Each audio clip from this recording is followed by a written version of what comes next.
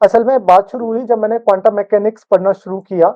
उसमें भी हाँ कुछ हाँ। ऐसी बुक थी जिनको, जैसे एवन शोडिंगर की एक बुक है व्हाट इज लाइफ।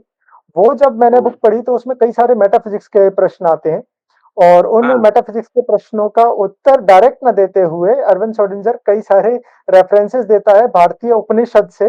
और एक शब्द हाँ का वो मेंशन करता है, भारतीय दर्शन नहीं, इंडियन फिलोसफी कह के वहां पर उसने मेंशन किया है बुक में। तो वहां हाँ से मेरी हाँ। जिज्ञासा जागी कि फिलोसफी को थोड़ा सा एक्सप्लोर करना चाहिए। शुरुआत हम्म वैसे ही हुई, मैंने वेस्टर्न फिलोसफर्स को थोड़ा पढ़ना शुरू किया। फिर जब हम्म उस बुक में पढ़ा कि इंडियन फिलोसफी भी है, तो फिर भारतीय फिलोसफी पढ़ना शुरू किया, और फिर समझ आया कि यहाँ फिलोसफी नहीं है, यहाँ दर्शन है। दर्शन शब्द हाँ। मुझे पता चला। वहां से फिर बिल्कुल। मेरे दिमाग में आया कि सबसे पहले तो ये शब्द जो है दर्शन, इसका ही क्या अर्थ है। तो हम्म शाब्दिक अर्थ पर मैं थोड़ा गया कि दर्शन हम्म का शाब्दिक अर्थ क्या होता है। तो डिक्शनरी में बहुत एक इजी सा अपने को उसका अर्थ मिलता है कि दिव्य हम्म दृष्टि, या फिर इंग्लिश ट्रांसलेशन में देखेंगे तो विजन या साइट, दर्शन का वो अर्थ दे देते हैं। लेकिन एक हम्म डेफिनेशन मुझे चाहिए थी कि दर्शन की एक डेफिनेशन क्या है, कैसे हम्म परिभाषित करूं मैं दर्शन को, कि क्या दर्शन है और क्या दर्शन नहीं है। ये हम्म प्रश्न, यही मेरा पहला प्रश्न होगा कि दर्शन क्या है और क्या दर्शन नहीं है, दर्शन की परिभाषा क्या हो। और ये पूछने हम्म का कारण मेरा वो दूसरा प्रश्न है असल में। मुझे हम्म जो एक इजी सा सिंपल एक एक्सप्लेनेशन किसी ने दिया कि दर्शन यानी कि इंडियन फिलोसफी। ये लोगों को लगता है कि अपने आप में सेल्फ एक्सप्लेनेटरी है, कि जब भी आपसे हम्म पूछता है कोई कि दर्शन क्या है, तो उसको वो बोल देते हैं कि भारतीय फिलोसफी ही दर्शन है। क्योंकि फिलोसफी का हम्म अर्थ कहीं ना कहीं ऊपर नीचे थोड़ा बहुत लोग समझते हैं कि फिलोसफी हम्म क्या है। तो दूसरा प्रश्न मेरा यहीं से जागा कि फिलोसफी और दर्शन क्या ये दोनों एक ही चीज है, क्या दर्शन का इंग्लिश ट्रांसलेशन फिलोसफी है। और ऐसा मैं क्यों पूछ रहा हूँ, क्योंकि जब मैंने फिलोसफी का भी शाब्दिक अर्थ देखा, तो मुझे पता चला कि फिलोसफी जो शब्द है, ये एंशियंट ग्रीक एक शब्द था फिलोसोफिया, उससे निकला हम्म है, जहाँ फिलोस का अर्थ होता है लव या फिर फ्रेंड, और सोफिया का अर्थ है विजडम, विवेक। हिंदी ट्रांसलेट करें तो लव ऑफ विजडम ऐसा कुछ उसका अर्थ बनता है। वहीं हाँ दर्शन का हाँ। शाब्दिक अर्थ एकदम अलग, तो शब्दों के शाब्दिक अर्थ एकदम अलग अलग हो रहे हैं, और लोगों ने बिल्कुल। इसको एक जैसा रख दिया। तो शाब्दिक अर्थ पर ही यहाँ पर कई सारी भिन्नता मेरे को लगी। तो फिर प्रश्न हम्म और प्रबल हो गया कि क्या फिलोसफी और दर्शन एक ही शब्द है, और यदि एक हम्म शब्द नहीं है तो एक फिलोसफी में और भारतीय दर्शन या दर्शन में क्या मूलभूत डिफरेंस है, इन दोनों में क्या अंतर है। तो शुरुआत यही दो प्रश्न से करूंगा गुरुजी, कि दर्शन की बहुत परिभाषा अच्छा। क्या है, और दर्शन और फिलोसफी में अंतर क्या है। जी। बहुत अच्छा, बहुत महत्वपूर्ण प्रश्न है तुम्हारा। यहीं से बात शुरू करते हैं। सबसे पहली बात तो ये कि जहाँ तक परिभाषा की बात है, हर शास्त्र के विशेषज्ञ होते हैं, तो परिभाषाओं में थोड़ा-सा भेद हो जाता है एक या दूसरे में। लेकिन सामान्य तौर पर दोनों की धाराएँ जो हैं, फिलॉसफी एक और दर्शन दूसरा, इसके विषय में अगर ज़्यादा बारीकी में विशेषज्ञों के जो बारीक मतभेद होते हैं, उसमें न जाएँ, तो हम ये देख सकते हैं कि दोनों का सामान्य अर्थ, दर्शन के सामान्य अर्थ के बारे में भारतीय दार्शनिकों में सामान्यतः मतैक्य है, और फिलॉसफी के बारे में यूरोपीय दार्शनिकों में मतैक्य है। तो एक तो इन दोनों का अर्थ जानना चाहिए। तो फिलॉसफी का तुमने पहले ही बता दिया, लव टू विस्डम या लव ऑफ विस्डम इसको कहते हैं फिलॉसफी। तो लोगोस जो वहाँ है उसका कई अर्थ होते हैं, लेकिन विस्डम विस्डम क्या है ये एक अलग बात है, क्योंकि विस्डम में वहाँ कहीं भी कोई परम सत्ता को जाना है, ये सब बहुत बाद में आया है, जब वो लोग भारतीय दर्शन के संपर्क में आए। पहले तो हम फिलॉसफी के बारे में जान लें। और दूसरी बात ये है कि सामान्यतः वो विजडम का अर्थ लेते थे तर्क प्रवणता, बहुत अच्छे से तर्क करना, प्रश्न करना, प्रश्नों का फिर प्रतिप्रश्न करना, दोनों का संघात करना, उससे बारीकी में अर्थ निर्णय, जिसे हमारे भारत में व्याकरण और तर्कशास्त्र इन दो के अंतर्गत जो काम होता है, उसको ही वो फिलॉसफी कहते हैं।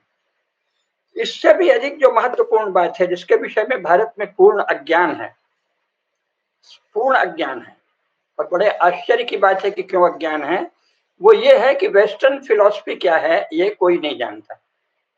वेस्टर्न फिलॉसफी, एक तो वेस्टर्न शब्द ही यूरोप वालों ने ईस्टर्न यूरोप और वेस्टर्न यूरोप के अर्थ में लिया है।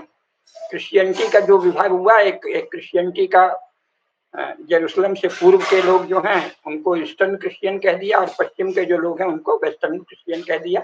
उससे वेस्टर्न चला है। वेस्टर्न पृथ्वी के पश्चिमी भाग में यूरोप नहीं है। आप देखिए अगर ग्लोब को, तो पृथ्वी के उत्तरी गोलार्ध में यूरोप है, लेकिन वो उसे वेस्टर्न क्यों कहा? क्रिश्चियनिटी के आधार पे। एक ये भारत में बहुत कम लोग अभी भी पश्चिमी पश्चिमी कहे जाते हैं, जैसे कि हम मानो क्रिश्चियन हो। ये तो क्रिश्चियन लोगों का एक विभाजन है, पूर्व और पश्चिम, ईस्ट और वेस्ट। ये क्रिश्चियनिटी के आपसी विभाजन है। भारत की दृष्टि से यूरोप ईस्ट में नहीं है, नॉर्थ में है, तो एक तो वो शब्द गलत है, इसलिए यूरोप शब्द कहना ज्यादा सही होगा। लेकिन दूसरी बात यह है कि ग्रीस की फिलॉसफी को वेस्टर्न फिलॉसफी या यूरोपियन फिलॉसफी इन दिनों कहने लगे हैं, वो पूरी तरह झूठ है। क्योंकि ग्रीस जो है वो यूरोप का पार्ट कभी भी नहीं था। 19वीं शताब्दी ईस्वी में पहली बार ग्रीस को यूरोप का अंग कहा गया। ग्रीस का मूल शब्द भी ग्रीस नहीं है। जैसे उन्होंने भारत को इंडिया कह दिया, ऐसे अंग्रेजी में यवन प्रांत को ग्रीस कहा। स्वयं यवन का आज क्या है? हेलेनिक रिपब्लिक है ना, जिसको अगर हम एच को साइलेंट मान लें तो हम कहेंगे एल गणराज्य, वो अभी भी कहते हैं, जो भारत का शब्द है। इला के पुत्र जहाँ गए वो है एल, एल वंशी क्षत्रियों ने जहाँ शासन किया वो एल गणराज्य है। और महाभारत में तथा सभी प्राचीन इतिहास ग्रंथों में यवन को भारत का एक जनपद कहा है, यवन प्रांत को। तो ये एल गणराज्य है। वो लोग अपने को एला और एल कहते भी हैं या युवान कहते हैं, लेकिन उन्होंने कभी अपने को ग्रीस नहीं कहा। ग्रीस केवल अंग्रेजी में कहा जाता है और पश्चिमी यूरोप के लोग उसको ग्रीस कहते हैं। तो यवन प्रांत जो है उसकी जलवायु भी वैसी ठंडी नहीं है जैसी कि कॉन्टिनेंटल यूरोप की है, और वो भारत से जुड़ा हुआ था, पहली बात। तो उसके बारे में उसको वेस्टर्न फिलॉसफी कहना शुरू किया गया है 19वीं शताब्दी में।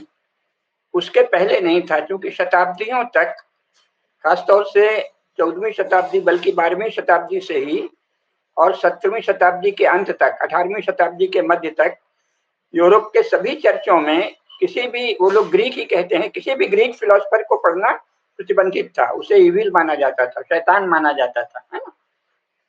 तो ऐसे में एरिस्टोटल, सोक्रेटिस, प्लेटो जो भी कहते हैं, उनमें से किसी के विषय में उनको कोई ज्ञान नहीं था, किसी भी पादरी को। और केवल पादरी ही पढ़ते थे यूरोप में, और रॉयल लोग।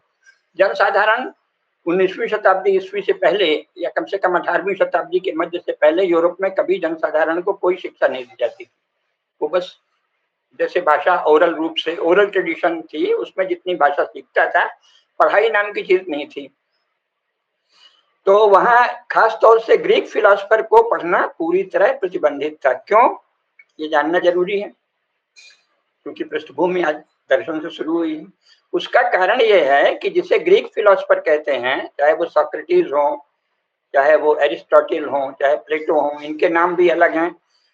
उर्दू अरबी वाले उनको अफलातून वगैरह कहते हैं, सुकरात कहते हैं, और ये जो अंग्रेजी वाले हैं वो सोक्रेटिस और प्लेटो कहते हैं। उसका सही उच्चारण लगभग प्लेटोन ऐसा कुछ है ना, या सोक्रेटिस, ऐसे बड़ा अलग ही नाम है उसका। और वस्तुतः यवन भाषा जो है वो संस्कृत भाषा का ही एक रूप है।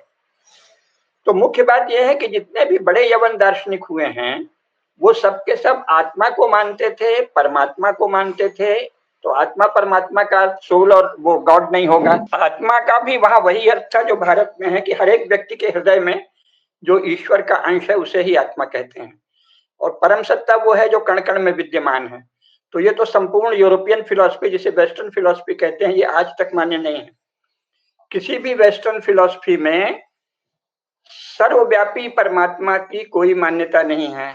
तो ग्रीक फिलॉसफी उसके ऐसे अलग हो गई। दूसरे, पुनर्जन्म को कोई भी वेस्टर्न फिलॉसफी नहीं मानती, ग्रीक फिलॉसफी मानती, जिसे वो ग्रीक कहते हैं, जो कि यवन दर्शन है, जो कि भारतीय दर्शन का अंग है। यवन दार्शनिक पुनर्जन्म को मानते हैं, कर्मफल को मानते हैं, आत्मा और परमात्मा को मानते हैं। ठीक है। तो इस प्रकार यवन दार्शनिक जो हैं उनको वेस्टर्न फिलोसफर के रूप में पढ़ाना यूरोप के लोगों ने तब शुरू किया जब उन्होंने देखा कि अरे, हमारे पोप तो कहते थे कि सारी दुनिया में अंधकार है और बस प्रकाश वही है जहाँ जीसस का संदेश गया है। और फिर जब इन लोगों ने ढूंढना शुरू किया 16वीं 17वीं 18वीं शताब्दी में, खूब भागे दौड़े, समुद्र में डूबे, पहाड़ से गिरे, मरे, लेकिन कुछ लोग बच-बच के पहुँचे। कुछ उधर अमेरिका तरफ पहुँच गए, जिसे अब अमेरिका कहते हैं। उसका मैं तो उसको इंडीज़ ही वो कह रहे थे। इंडी की खोज में निकले और फिर भारत पहुँचे। भारत से चीन का भी परिचय हुआ, तो इन्होंने देखा कि संसार में तो बहुत ज्ञान है। और जो हमें बताते थे पोप महाशय और पादरी लोग, वो सरासर झूठ है। उससे जो उनके मन में हीन भावना पैदा हुई कि अरे! हम तो बहुत ही गलत धारणा रखते थे। तब उन्होंने सोचा कि हम अपने को, पादरियों ने ही सोचा और यूरोपियन लोगों ने, जो उसके एलीट क्लास हैं, कि ये तो बड़े लज्जा का विषय है कि हम बताएँ कि हमारे पास तो कोई विचार था ही नहीं। तो उन्होंने यवन दार्शनिकों को अचानक वेस्टर्न फिलॉसफर कहना शुरू किया। ये 19वीं शताब्दी का मामला है। तो पहली बात, यवन दार्शनिक वेस्टर्न या यूरोपियन फिलॉसफर नहीं है, वो भारत के ही थे। लेकिन इससे भी अधिक महत्वपूर्ण, जितनी ये महत्वपूर्ण बात है, उतनी ही ये है कि यवन दार्शनिकों का मूल कुछ भी उपलब्ध नहीं है। जिसे एरिस्टोटल या प्लेटो किसी का वास्तव में बोला या लिखा हुआ कुछ उपलब्ध नहीं है। उसके 300 वर्ष बाद कोई कुछ लोग और हुए, उन्होंने कहा कि प्लेटो ऐसा कहते थे, ऐसा बताया जाता है, लेकिन फिर वो भी उपलब्ध नहीं है, उनका भी अस्तित्व नहीं है। इसके बाद ये सब 18वीं शताब्दी में पहली बार ये सब पुस्तकें रची गई, और मुख्यतः क्रिश्चियन लोगों ने, क्रिश्चियन विद्वानों ने रची। तो वो जो रची वो सब क्या है, वो गैस वर्क है, अनुमान है। प्लेटो ने सचमुच क्या कहा ये कोई नहीं जानता है। अरिस्टोटल ने क्या कहा, क्योंकि उसके ग्रंथ चाहिए ना, जैसे महाभारत है, रामायण है, शंकराचार्य का दर्शन, सब। और ये 5वीं शताब्दी ईस्वी पूर्व और 4वीं शताब्दी ईसा पूर्व का बताते हैं, अर्थात बिल्कुल हाल का। हमारा महाभारत तो 3102 ईस्वी पूर्व, 3136 ईसा पूर्व का है ना। 3138 से 3102 तक उसका काल है। और ये तो उसके बहुत बाद, उसके 2500-2600 वर्षों बाद, 2700 वर्षों बाद की बात कह रहे हैं, और उसका भी इनके पास उल्लेख नहीं है।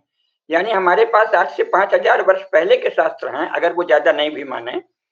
और वेद तो अनादिकाल से हैं, और उपनिषद हैं, शास्त्र हैं, और इनके पास ईसा से 400 वर्ष पहले का भी कुछ भी नहीं है। 18वीं शताब्दी में आपने जो काल्पनिक रचनाएं की, वो अपनी सुविधा से क्रिश्चियनिटी के अनुसार की, तो वो यूरोपियन फिलॉसफी नहीं है। इसलिए वस्तुतः यूरोपियन फिलॉसफी, जिसे वेस्टर्न फिलॉसफी कहते हैं, वो 18वीं शताब्दी ईस्वी से ही शुरू होती है, एक बात। और वो मुख्यतः तर्कशास्त्र है। लेकिन ये है कि वो तर्कशास्त्र भी भारत के ज्ञान से बहुत अधिक प्रभावित होता चला गया। जैसे कि बड़े बड़े दार्शनिक हुए हैं, आज का विषय तो यूरोपीय दर्शन नहीं है, लेकिन बहुत से ऐसे दार्शनिक हुए हैं जो कि, चाहे ब्रेडले ही हो, बहुत से जो भारतीय दर्शन से प्रभावित हैं। जैसे परम सत्ता, सर्वव्यापी परम सत्ता है, इसकी जो व्यापक आधार पर बात हुई, वो तो भारतीय दर्शन से ही है। इसी तरह पुनर्जन्म और कर्मफल के बारे में भी कम से कम चर्चा तो कुछ लोग करने लगे, हालांकि अभी यूरोपियन फिलॉसफी में पुनर्जन्म और कर्मफल मान्य नहीं है। लेकिन ज्यादा बारीक बातों पर चिंतन उनका 19वीं शताब्दी ईस्वी में ही शुरू हुआ। फिर वो उसमें तर्कशास्त्र की बारीकियों में और व्याकरण की बारीकियों में, कि शब्द कैसे बनते हैं, वाक्य कैसे बनते हैं, चाहे वो लॉजिकल पॉजिटिविज्म हो, चाहे अभी का जो चला है भाषा का विखंडन आदि, जो विखंडनवाद, तो ये सब तो क्या है, भाषा और तर्क के खेल हैं। तो फिलॉसफी लव ऑफ विजडम तो है, पर वो विजडम क्या है? विजडम का अर्थ है सांसारिक चालाकी, सांसारिक चतुराई। तो संसार में बौद्धिक ऐश्वर्य, सांसारिक दृष्टि से बौद्धिक ऐश्वर्य की, हमारी बुद्धि की ये बारीकी है, भाषा की, व्याकरण की, तर्क की, देखो ऐसे निपुण है हम, इतनी बारीकी से तर्क करते हैं, ये फिलॉसफी है। दर्शन से इसका कोई संबंध नहीं। दर्शन शब्द भी जिस धातु से बना है, उसका अर्थ वही देखना है, दृक है ना, दृक शक्ति, देखने की शक्ति से जो परिणाम निकलता है वही दर्शन है। तो दर्शन के विविध स्तर जो हैं, वो देखने की शक्ति के स्तर से संबंधित हैं, कि आप केवल इंद्रिय प्रत्यक्ष देखते हो, कि मानस प्रत्यक्ष देखते हो, कि इससे ऊपर उच्चतर चलते हो, बौद्धिक अलग अलग स्तर पर, या उससे भी परे, बुद्धि से परे जो एक तत्व है, परम तत्व है, उसको देखते हैं। तो दर्शन का संबंध किससे है? ज्ञान से। और विजडम और ज्ञान में बहुत फर्क है। ज्ञान की वस्तुतः कोई अंग्रेजी नहीं हो सकती, क्योंकि ज्ञान की उनके यहाँ कल्पना नहीं है। ज्ञान का हमारे यहाँ अर्थ है परम सत्ता का ज्ञान, परम तत्व का ज्ञान। जैसे अभी वो भौतिक शास्त्र में मूल कणों की खोज करते करते फिर और ज्यादा बारीकी में पहुंच गए हैं ना, तो वो तो पदार्थ का परम ज्ञान प्राप्त करने का प्रयास कर रही है साइंस। अच्छा, एक रोचक बात इसी संदर्भ में ये भी है, जो शायद तुम जानते हो, बहुत से लोग, कि फिलॉसफी का ही एक पार्ट फिजिक्स यूरोप में रहा है। जी, जी। कुछ लोग तो फिजिक्स ये भी भी बोलते हैं कि फिलॉसफी फिजिक्स का इतिहास है, मतलब पहले फिलॉसफी डेवलप हुई, उसके बाद वो फिजिक्स का डेवलप हुआ। हाँ, वेस्टर्न में हाँ, तो तो वो ये ठीक बोलते हैं, मान्यता है। वो जी, ठीक जी, जी। बोलते हैं। वस्तुतः फिजिक्स पदार्थों का, भौतिक वस्तुओं का की खोज करता है बारीक, उसका इतिहास फिलॉसफी है। तो इससे भी सिद्ध होता है कि फिलॉसफी जो है वो फिजिक्स की हिस्ट्री है, या फिजिक्स का सूक्ष्म रूप है, जो भी कह लीजिए, फिजिक्स का आरंभिक रूप है। तो इस प्रकार वो भौतिक वस्तुओं से संबंधित है। दर्शन का बिल्कुल उल्टा है। दर्शन तो सदा, उसको सबसे अच्छा, अगर हम मुंडक उपनिषद का एक श्लोक है, मंत्र है, उसका सहारा लें तो दर्शन स्पष्ट हो जाएगा। भिद्यते हृदय ग्रंथि, छिद्यन्ते सर्व संशयाः, क्षीयते चास्य कर्माणि, तस्मिन् दृष्टे परावरे। यानी जिससे हृदय की सारी ग्रंथियां भिन्न हो जाएं, दूर हो जाएं, और जो परम सत्ता है उसको देख लें, उसको दर्शन कहते हैं, है ना। तो परम सत्ता का को देखना, बौद्धिक ज्ञान नहीं कहा है उसमें। बौद्धिक ज्ञान का दर्शन की दृष्टि से कम महत्व है, उससे परे, यानी बुद्धि के स्वयं को, स्वरूप को जानना, ये दर्शन में बहुत अनिवार्य है। जबकि यूरोप में अभी अभी जो मनोविज्ञान विकसित हुआ है पिछले 125 वर्षों में, उसमें कुछ बात की गई है कि माइंड या मनस कैसे चलता है, उसके स्तर क्या है, शुरू हुआ है। तो वो भारतीय दर्शन से ही प्रभावित है। अन्यथा उसके पहले तो वो लोग ये समझते भी नहीं थे कि बुद्धि भी कोई, बुद्धि का नेचर, बुद्धि की प्रकृति भी कोई देखने की चीज है। पहले तो वो मानते थे बुद्धि माने बुद्धि। फिर इसी पे बहस होती रही कि बुद्धि में बहुत भेद है, मनुष्य मनुष्य की बुद्धि में तो क्यों भेद है। धीरे धीरे तो यूरोपियन फिलॉसफी जो है क्रमशः डेवलपिंग विजडम है, बुद्धिमत्ता का क्रमिक विकास है ना। दर्शन का उल्टा है। दर्शन तो स्वयं ब्रह्मा के मानस पुत्र जो ऋषि हैं, और जो सबसे पहले हिरण्यगर्भ हुए हैं, शास्त्रों में कहा है हिरण्यगर्भो योगस्य वक्ता नान्यः पुरातनः, अर्थात जो अत्यंत सूक्ष्म चैतन्य रूप में प्रथम ऋषि या प्रथम महापुरुष पैदा हुए, जिन्हें हिरण्यगर्भ कहते हैं, कपिल भी उनका नाम पड़ा, वो कपिल ऋषि योग के प्रवर्तक हैं। तो क्या है, दर्शन क्रमशः विकसित नहीं हुआ है, पूर्ण रूप में प्रकाशित हुआ है, और उसका अनुसरण अपनी अपनी मेधा, अपनी अपनी सामर्थ्य के अनुसार मनुष्य करते हैं। तो इन दोनों का भेद है। फिलॉसफी इवोल्यूशन ऑफ विजडम है, विजडम का विकास है। विजडम माने सांसारिक बुद्धिमत्ता, संसार की, उसमें ऐश्वर्य भी शामिल है, क्योंकि सांसारिक बुद्धिमत्ता का केवल संसार में चतुराई या सफल होना नहीं है। इसलिए कि सारे ही फिलोसफर, खासतौर से चाहे वो एरिस्टोटल या प्लेटो को भी बताते हैं, वो साधारण लोगों का तो तिरस्कार ही करते रहे। यूरोपियन फिलोसफर कॉमन मैन को बहुत तिरस्कार के दृष्टि से देखते हैं। वो तो उसको मानते हैं कि अरे ये तो ऐसे ही हैं, खाए पिए भोग विलास किए। हमारे यहाँ भी उनको संत या धार्मिक अध्यात्म के लोग कहते तो हैं, लेकिन दर्शन में ऐसा कुछ नहीं कहा गया है। ये माना गया है कि हर मनुष्य के भीतर परम सत्ता को देख लेने की सामर्थ्य है। ये यूरोपियन फिलोसफी नहीं मानती। वो मानते हैं कि कुछ थोड़े से चुने हुए लोग जो हैं जन्मजात, उनमें ही ये सामर्थ्य होती है कि वो फिलॉसफी में आगे बढ़ सकें। बाकी लोग तो कुछ ऐसे ही होते हैं। तो पहली बात कि वो जन सामान्य के प्रति तिरस्कार का भाव रखते हैं, और भारतीय दर्शन तो मनुष्य मात्र में एक ही चेतना का प्रकाश मानता है। ये भेद है। और दूसरी बात है कि दर्शन शक्ति जो है, यानी देखने की शक्ति, उससे जो दिखता है उसको दर्शन कहते हैं, जो भी देखने की शक्ति है। तो उसमें स्तर भेद हैं, क्योंकि देखने की शक्ति के भेद होते हैं।